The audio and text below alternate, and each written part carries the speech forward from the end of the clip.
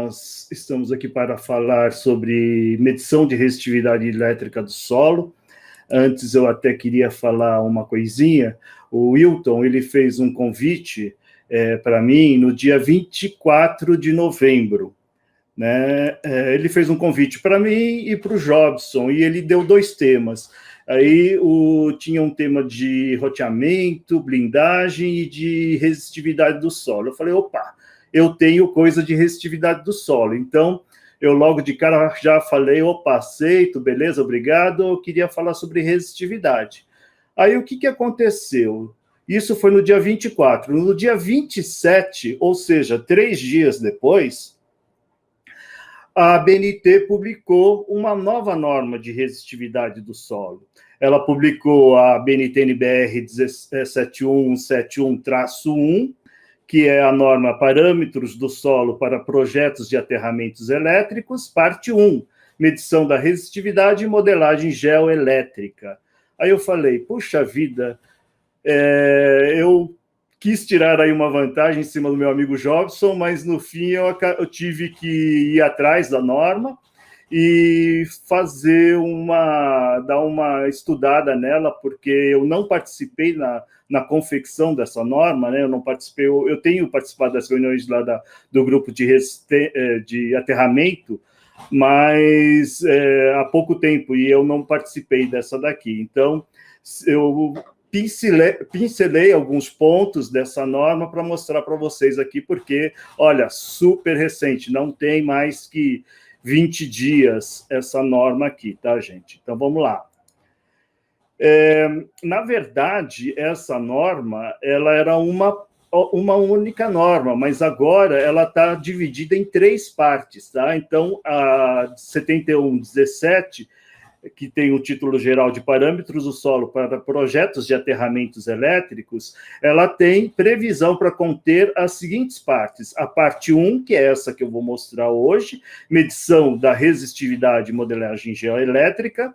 A parte 2, medição de parâmetros térmicos. E a parte 3, medição de permissividade elétrica e da permeabilidade magnética. Tá? Então, essas duas aqui, eu não sei o estado dela, mas não foram publicadas ainda. Bom, qual é o escopo dessa parte da norma? Essa parte da norma ela apresenta métodos de sondagem geoelétrica.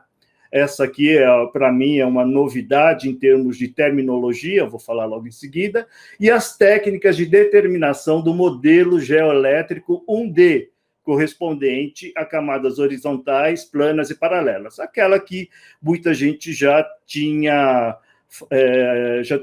já fez, né? Essa parte não se aplica a estruturas geoelétricas complexas associadas aos modelos 2D e 3D, então seria só 1D. Essa parte da 7117 fornece subsídios para aplicação em projetos de aterramento elétrico.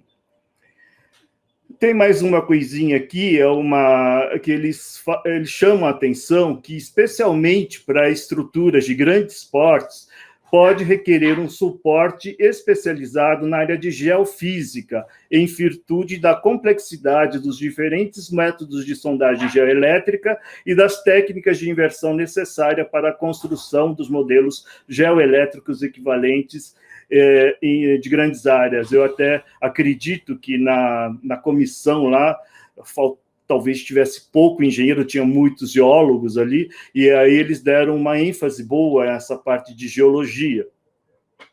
Então, ela ressalta que para áreas superiores a 20 mil metros quadrados, pode ser necessário um estudo um pouco mais complexo, né? Principalmente aqueles parques eólicos de grandes portes, parques fotovoltaicos e grandes centrais hidrelétricas, plantas industriais grandes também. Então, essa aqui é mais simples. Deixa eu mostrar. Nas tabelas que tem na literatura e em normas anteriores, elas sempre colocaram, em função do tipo do solo, se é argila, areia, calcário, basalto, uma faixa de resistividade. Só que essa faixa de resistividade ela é relativamente grande. Então, por exemplo, a areia aqui vai de 1.000 a 8.000. Nessa nova norma, continua assim, né? Então, areia lá de 1.000 a 8.000, mas tem granito de 500 a 10.000.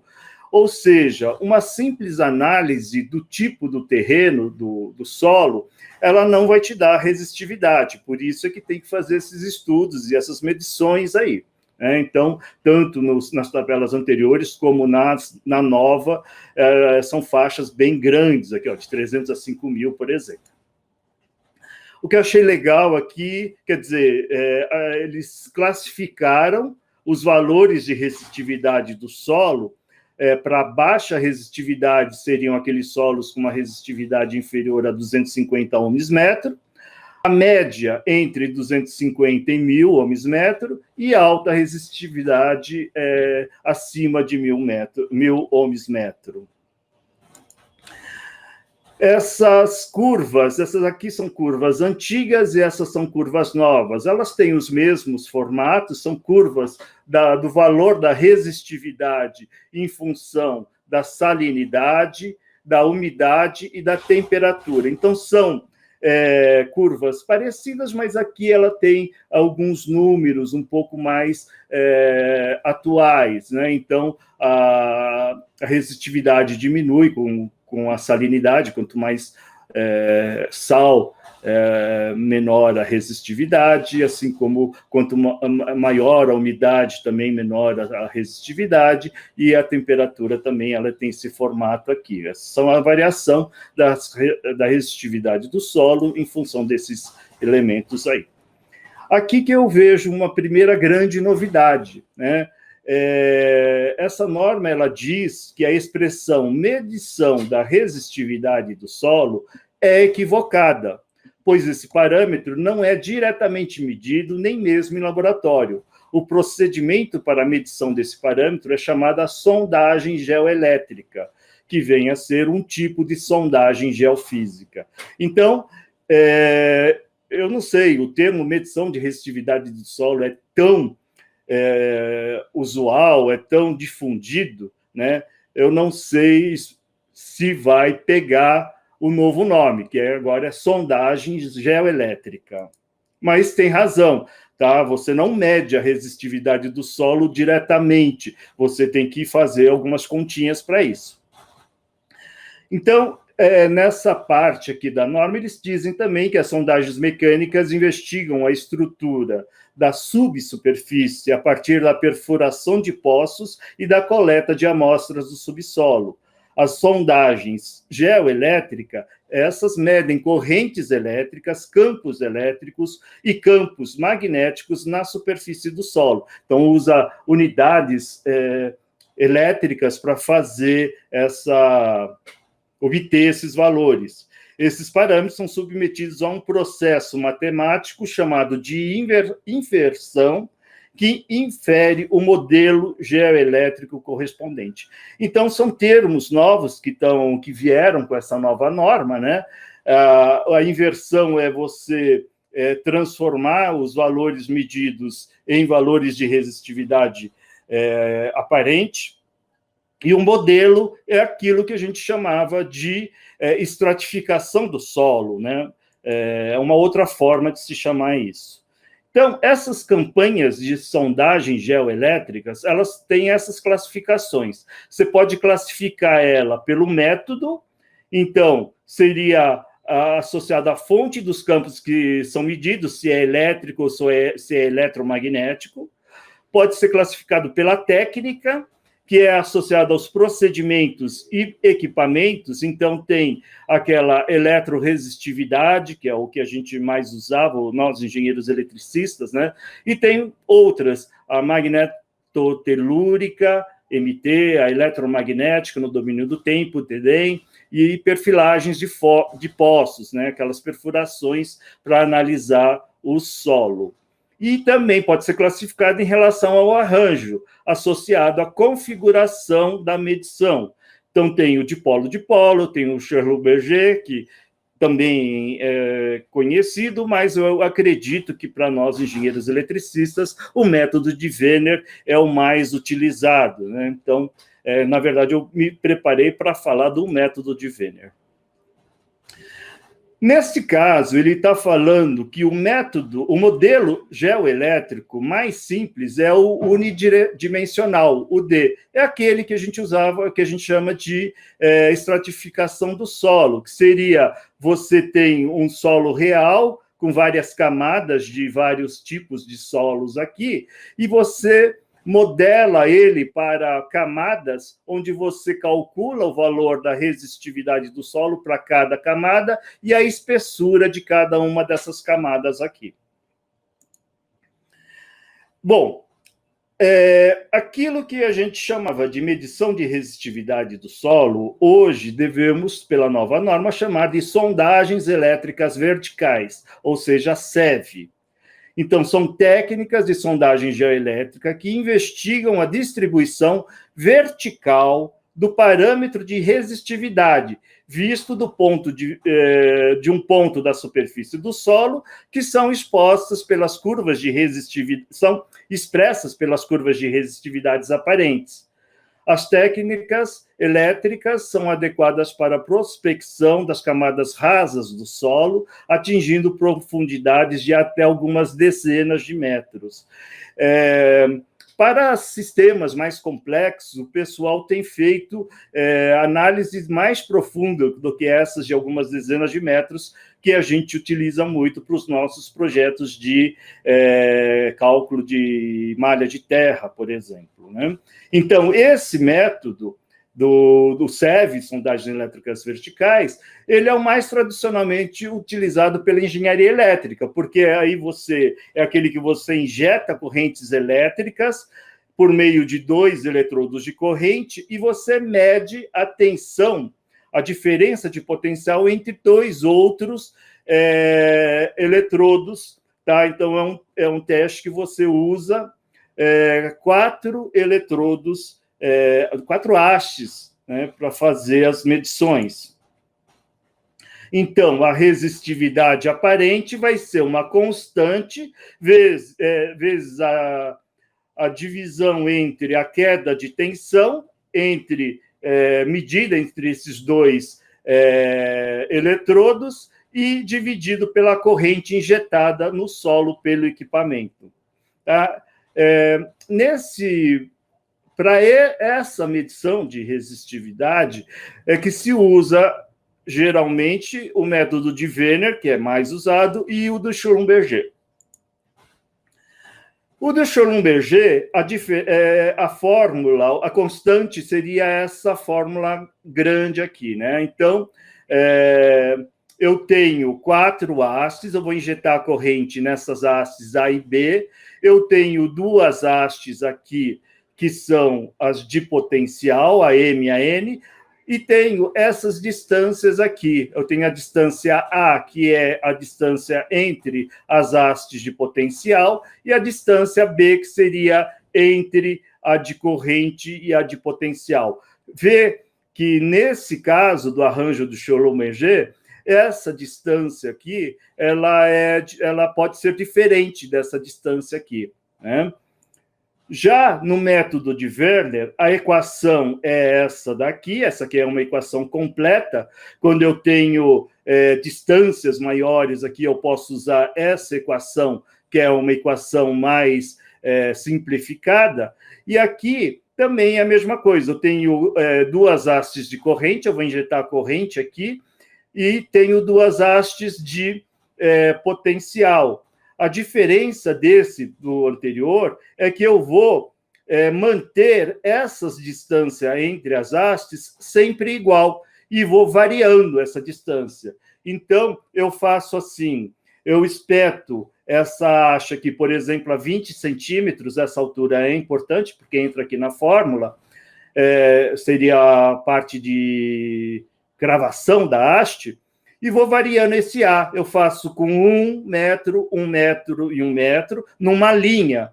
Tá? Eu tenho uma linha que eu vou fazer essa medição. Eu faço com 1, 1 e 1, depois eu faço com 2, 2 e 2, depois eu faço com 4, 4 e 4, 8, 8 e 8, 16, 16, 16, 32, 32, 32 e 64, 64 e 64, esse valor de A aqui, numa mesma linha, se o meu terreno permitir que eu faça isso, né? Bom, eu tenho um aparelho com 4 terminais, eu tenho aqui a corrente, eu tenho aqui a tensão, eu ligo nessas hastes e vou variando essas hastes e vou fazendo essa medição, eu anoto corrente e tensão, né? Ou então eu tenho um aparelho que já me dá o valor direto da resistência aqui, ele faz automaticamente a divisão dessa tensão pela corrente, tá? E aí eu vou variando essa distância aqui também. Bom, procedimento da medição. Eu vou me ater mais ao método de Werner, né? Isso aqui já tinha antes, né? Considerações durante a medição. Não fazer as medições em condições adversas, atmosféricas, né? Imagine lá, cair um raio na pessoa fazendo essa medição, né?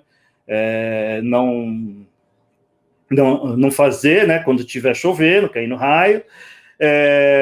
Usar EPI, né? Luva, bota, a tensão que é aplicada ali para a geração da corrente pode ser alta, evitar que pessoas estranhas e animais se aproximem dos equipamentos de medição, então cercar a área, não deixar que pessoas que não tenham nada a ver com a medição se aproximem, e não tocar nos eletrodos durante a medição. Isso é muito importante se tomar como procedimento na medição. Bom, o número de medição e a localização dessas linhas, elas mudaram um pouco nessa versão da norma, eu vou mostrar logo em seguida, né?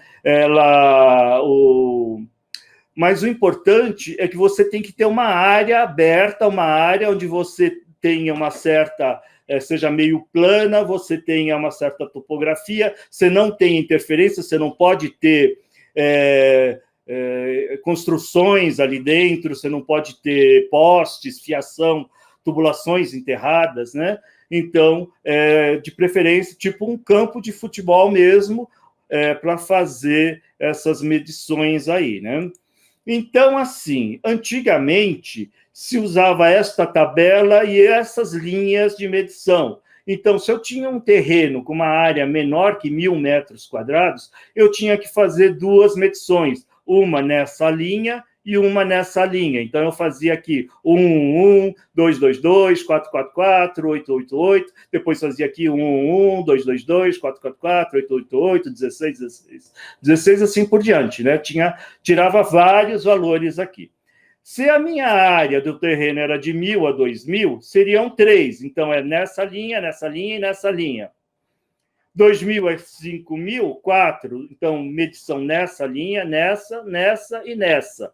E assim por diante, de 5 a 10, aqui, aqui, aqui, né? Nessas 3, e nessas aqui, nessas 2 aqui. E até 20.000 metros, de 10.000 a 20.000 metros, 6 medições. Então, uma linha aqui, uma aqui, uma aqui, uma aqui, uma aqui e uma aqui, tá? Se eu tivesse mais que 20.000, eu faria 2 de 20.000, se eu tivesse 40.000, por exemplo. Agora, essa aqui é uma das pequenas diferenças. Em relação a 1.000 metros, não mudou nada, seriam 2 linhas, uma aqui e uma aqui. Mas já aqui já mudou um pouco a faixa, de 1.000 a 2.500, você já vai para as 4 linhas, né? Duas aqui e 2 aqui. Para 2.500 a 10.000 metros quadrados, você vai usar 8 linhas. Então, você vai fazer uma aqui, uma aqui, uma aqui, uma aqui, uma aqui, uma aqui, uma aqui e uma aqui.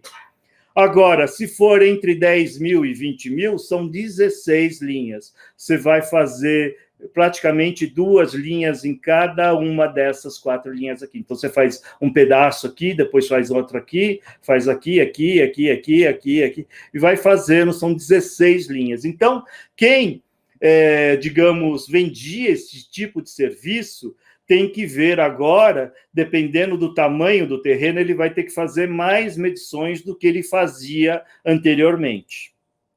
Tá? Isso está nessa norma que foi publicada há 15 dias atrás.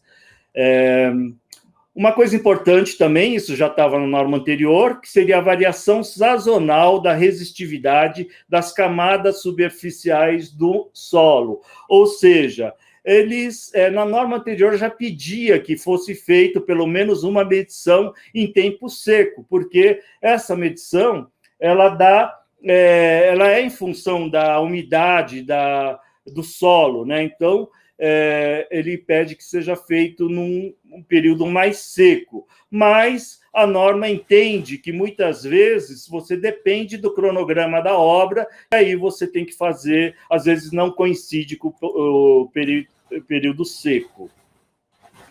Bom, aqui também tem a questão das proximidades de outras malhas de aterramento, por exemplo, tem que se evitar isso, faixas de servidão de linhas de transmissão, tá? Porque pode ter contrapeso, seria o aterramento da linha de transmissão, e outros elementos condutores enterrados, né? Inclusive fundações de estrutura, então tem que ter mesmo essa distância. E ela dá lá umas regrinhas de como você se afastar dessas estruturas para que elas não interfiram nas medições. Bom, aí você vai montar as várias planilhas, né? Colocando a data, o nome do responsável, a identificação e a localização do projeto, o local onde foi feito isso, as coordenadas do ponto central dessa linha, o alinhamento, fazer um croquis, né, de quais as linhas que você fez as medições, saber aonde você fez essas medições, as características do solo no momento da medição, então qual que é o tipo, se é grama, se é areia, como é que estava a umidade, se tinha chovido, como é que era a compactação desse solo, a questão, anotar a temperatura, a umidade no dia da medição, os espaçamentos dos eletrodos, isso é muito importante, fazer o croquis, né? Isso aqui já se fazia pela norma anterior. E agora, uma vez obtido esses valores, você tem que fazer a modelagem geoelétrica, né? A estratificação do solo. Então, primeiro, você tem que obter a curva média de resistividades aparentes do solo, ou seja, a primeira atividade é você calcular os pontos das curvas de resistividade aparente. Então, é pegar aquelas fórmulas que eu mostrei. Se você usou o Scholumberger, você usa uma fórmula. Se você usou o Werner, você usa outra fórmula, e faz uma tabelona com os valores obtidos para cada linha, para cada distância. Você faz essa tabela aí. A segunda atividade é você filtrar os valores extremos, que na norma eles estão chamando de outliers, né? Então, na norma anterior, você fazia a média aritmética e tirava os valores que estavam acima de 50% dessa média. Agora, ele dá uma forma um pouco diferente. Ele pede para tirar os valores que estão abaixo de 100 ohms-metro e tirar os que estão acima de 20 mil ohms-metro. E aí, você faz... você pode fazer a média aritmética e calcular o desvio padrão, e você elimina aqueles pontos que estão com mais ou menos 2 desvios, além dos 2 desvios padrão. Então, você faz a média, tira o desvio padrão, e aí você fica com um conjunto de dados limpos, né? Que não... Porque muitas vezes você tem ali uma pedra lá enterrada e ela pode dar um valor diferente, ou alguma coisa ali, que na medição que você tem um valor que pode atrapalhar o teu modelamento. E, finalmente, você vai desenhar a curva média das resistividades aparentes, ou seja, você vai fazer, com esses dados que sobraram, você vai fazer a média geométrica, não mais a média aritmética, que muita gente fazia antes, né? Então, você faz a média geométrica para obter, para cada distância, qual seria o valor da resistividade, para você desenhar uma curva de resistividade por distância. Então, ele dá um exemplo aqui, olha, digamos que você tinha 2 medições, uma que desse 1 ohms-metro e a outra deu 100. Se você fizesse a média aritmética, ia dar por volta de 50 ohms-metro. Agora, se você fizer a geométrica, né, que seria a raiz enésima de x1, x2, x3, xn, você teria, nesse exemplo aqui, 10 ohms, que é um valor mais representativo do solo médio para aquelas medições ali. Bom, antigamente também você combinava praticamente, dependendo de onde você ia usar esse valor, o número de camadas da tua estratificação do solo. Agora tem uma formulinha lá, esse número de camadas, ele é em função do número de pontos de inflexão dessa curva de resistividade que você vai levantar, mais um. Então, se eu tiver, por exemplo, uma reta, não tenho curva, então seria 1. Eu tiver uma inflexão, eu vou ter 2, né? Um ponto de inflexão, você vai ter uma estratificação do solo em 2 camadas. Se eu tiver mais, vai ter mais camadas. Bom, para fazer isso, eu preciso de um programa de computador. E aí existem vários programas de computadores, eles são programados para fazer essa inversão da curva de resistividades aparentes e o modelamento para em múltiplas camadas, dependendo do método que você usou, se for Schlumberger ou Werner, o computador, o programa tem que identificar isso e fazer os modelos. Tá? Então, ele vai te estratificar o solo, por exemplo, com uma resistividade de 1.000 ohms-metro até 3 metros de profundidade, e depois, 300 ohms-metros dali até o infinito ali, por exemplo.